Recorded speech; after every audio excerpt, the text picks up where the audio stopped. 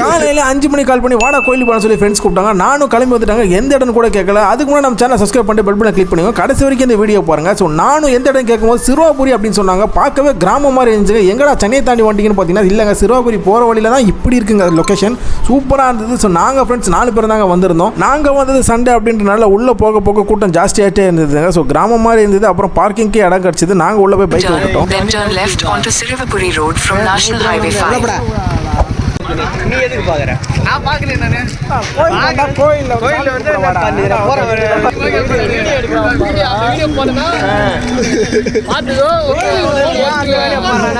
உண்மையான ஃப்ரெண்ட்ஸுங்களோட நீங்கள் கோயிலுக்கு இல்லைங்க டெத்துக்கு போனால் கூட அந்த இடம் ஃபங்க்ஷன் மாதிரி கலகலப்பாக இருக்கும். நாங்களும் அப்படியே ஜாலியாக பேசிட்டு அப்படியே நடந்து வந்துட்டு இருக்கும்போது தாங்க சிறுவாபுரி கோயிலோட என்ட்ரன்ஸை பார்க்குறோம். சூப்பராக இருந்ததுங்க. ஸோ நாங்கள் 4 பேரும் உள்ளே வந்து ரீச் ஆகிட்டோங்க. இங்கே என் ஃப்ரெண்ட் என்ன சொன்னான்னா 4 பேர் விளக்கு போடலாம் அப்படின்னு சொன்னால் ஃபஸ்ட் டைம் நான் வரனால எனக்கு எதுவுமே தெரியல. அவன் தாங்க எல்லாருமே கைட் பண்ணிட்டு இருந்தான். ஸோ நாங்களும் 4 விளக்கை வாங்கிட்டு கையில் பிடிச்சிட்டு அப்படியே நடந்து ஓரமாக வந்துட்டே இருந்தோம். ஸோ ஸ்ட்ரெயிட்டாக கோயிலுக்குள்ளே ஏற்றக்கூடாது, சைடில் தான் ஏற்றணும் என் ஃப்ரெண்டு சொன்னான். நாங்களும் அப்படியே பொறுமையாக நடந்து வந்த இடத்துல வந்து பார்த்தீங்கன்னா சூப்பராக இருந்ததுங்க. அந்த குளம் செம்ம பெரிய குளம். சிறுவாபுரி கோயில் பக்கத்துலேயே பேக் சைடில் இருக்குது. ஸோ முன்னாடி நாள் மழை பெஞ்சா அப்படின்றனால கீழே சேறு சகதியமாக இருந்ததுங்க. ஸோ இந்த இடத்துக்கு வந்து ரீச் ஆகிட்டோம். விளக்கு வைக்கிற இடத்துல இந்த இடத்துல யாரெல்லாம் விளக்கு ஏற்றுவான்னு பார்த்தீங்கன்னா கல்யாணம் ஆகாதவங்க, கல்யாணம் ஆகிட்டு பாப்பா இல்லாதவங்களாம் இங்கே முக்கியமாக ஸ்பெஷலாக வந்து சாமியை கும்பிட்டு விளக்கு ஏற்றணும் அப்படின்னா எல்லாம் நடக்கும்னு சொல்லுவாங்க.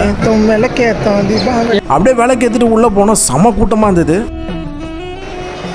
நாங்கள் 4 பேருமே பொறுமையாக லைன்லேருந்து சாமியை பார்த்துட்டு போகலான்னு முடிவு பண்ணிட்டோம். அப்படியே வேடிக்கை பார்த்துட்டு பேசிக்கிட்டே நாங்கள் லைனில் நின்றுட்டோங்க. சூப்பராக இருந்தது. உள்ளே போனோடனே வாட்சபிள் ஃபஸ்ட்டு அந்த தூணை தான் பார்த்தோம். அப்புறம் வந்து உள்ளே லைனில் இருந்துட்டு உள்ளே போயிட்டு பொறுமையாக சாமியை பார்த்துட்டு அப்படியே பொறுமையாக வெளியே வந்துட்டாங்க. சரியான எக்ஸ்பீரியன்ஸ். ஃபஸ்ட் டைம் போனோம் அப்படின்றனால எனக்கு ஃபுல்லாகவே இது சூப்பராக இருந்தது. அப்படியே வெளியே வந்து இந்த கோபுரத்தை ஒரு கவர் பண்ணாங்க. சூப்பராக இருந்தது. கோபுரம் பக்கத்தில் ஒரே ஒரு தென்னை மரம். அப்படியே நாங்கள் 4 பேர் சிரிச்சிங்கன்னா ஜாலியாக சூப்பராக தரிசனம் பார்த்துட்டு வெளியே கிளம்பிட்டோங்க. ஸோ அப்படியே எங்கே போகிறோம் அப்படி நெக்ஸ்ட் வந்து பார்த்தீங்கன்னா நெக்ஸ்ட் பார்ட்டில் நான் உங்களுக்கு சொல்கிறேன். இது ஃபஸ்ட்டு பார்ட் நீங்கள் பார்த்துருக்கீங்க. இதுக்கு முன்னாடி நம்ம பேஜை ஃபாலோ பண்ணாதவங்களா ஃபாலோ பண்ணி கடைசி வரைக்கும் இந்த வீடியோ பாருங்கள். நீங்கள் அடுத்த பார்ட்டில் பார்க்கணும் அப்படின்னா கன்ஃபார்மாக நம்ம பேஜை ஃபாலோ பண்ணுங்கள். Tata bye bye.